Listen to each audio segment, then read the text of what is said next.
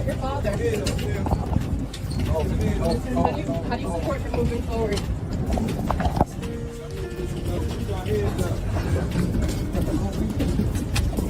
The courtroom was packed with journalists, flashing cameras, and onlookers observing attentively. Everyone present anticipated what the next development would be in Diddy's high-profile legal battle. And then, without warning, everything took a dramatic turn. The presiding judge made a motion. An important piece of new evidence was about to be presented. It turned out to be an audio clip. When the judge declared whose voice would be heard on the recording, the entire space fell into complete silence. It was the voice of Diddy's very own son, Christian Combs. Against Sean Diddy Combs, what he decided in court today, and what this now means, the move coming just 4 days before his trial is set to begin. Here's Aaron Katursky. Diddy's expression turned ghostly white.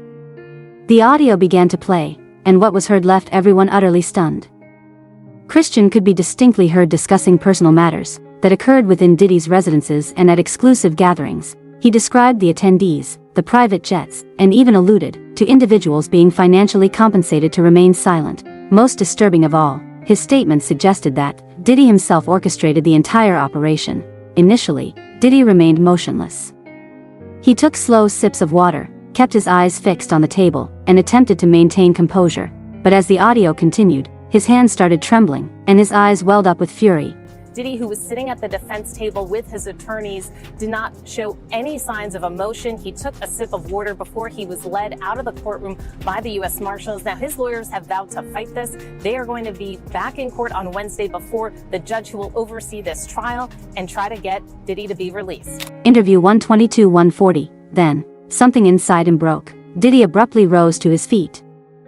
Shouting with intensity, he gestured angrily toward the speakers transmitting the audio. "This is a setup," he exclaimed, while his attorneys tried to physically restrain him. "That's my son, this is all falsehood." Gasps echoed throughout the courtroom. Journalists began typing furiously. The judge pounded the gavel in an effort to restore order, but Diddy refused to return to his seat.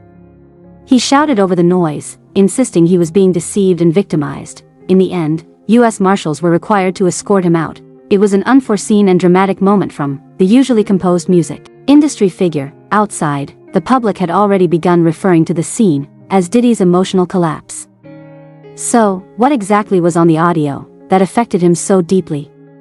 According to sources, Christian spoke of incidents that only someone intimately familiar with Diddy could recount. He referenced secret discussions, flights arranged for unidentified guests, and significant sums of cash changing hands. Sade, accepting a plea agreement would mean that Sean Combs would have to admit to trafficking and force. And today he made it very clear that was not going to happen. Diddy maintained all along these encounters involved consenting adults and plans to take his chances that a jury agreed. This wasn't merely a son making comments. It appeared to be the voice of someone with an insider's grasp of how everything functioned behind closed doors. And now, that person was revealing all. Some believe Christian provided the recording to avoid facing incarceration himself. Others think he simply couldn't keep lying any longer. Regardless, the harm was already irreversible. Diddy's legal team quickly moved to justify the emotional reaction. They claimed he was overwhelmed, emotionally wounded, and deeply felt the sting of betrayal. One of his defense attorneys informed reporters that Diddy wasn't just enduring a trial, he was grappling with the emotional weight of his own child turning against him. Innocent, which is why he's not going to plead guilty. B, he's going to be truthful about this case because he wants to portray that to the people who have loved him his whole life. And I think he also feels an obligation to people in general. Maybe it's black people, maybe it's white people, maybe it's anybody who's ever felt aggrieved and targeted by the government. He feels an obligation to those people to say, you know what, maybe I can break the model. Maybe I can show the world that a black man can win, in federal court. And I think he probably is the only person I know of who might be able to actually accomplish. Social media platforms went into overdrive. New York Diddy breakdown and Christian speaks quickly rose in trending topics. Fans appeared divided. Some praised Christian, saying he demonstrated courage by revealing the truth. Others denounced him as a traitor for testifying against his father. Meanwhile, Christian remained silent. But insiders insist this is merely the start. Additional audio may surface, more proof could emerge, and perhaps other relatives might get drawn into the case. This courtroom drama is no longer just about fortune or celebrity status. It's now about a father and son who have been driven apart. Diddy once had it all: recognition, authority, admiration. But at this point, the very individuals who once contributed to his rise seem to be facilitating his fall. And based on what unfolded inside the courtroom, it is evident that Diddy is struggling to cope.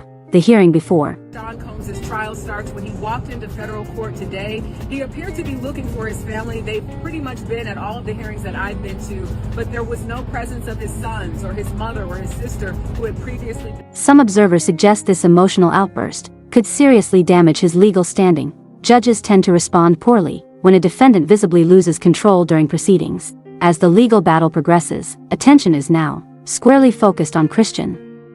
Will he be called to testify next? Will he further elaborate on the events that transpired behind locked doors? And can Diddy manage to regain control before the situation becomes irreversible? One thing is unmistakably clear: when Diddy listened to that recording, he didn't merely hear his son's voice, he heard the very sound of his legacy crumbling. And at that precise moment, before everyone present, he completely unraveled. This case is far from concluded, but now, the entire world has witnessed a version of Diddy they will never be able to forget: a father betrayed, a son revealing hidden truths, and a courtroom revelation that shook everyone to their core.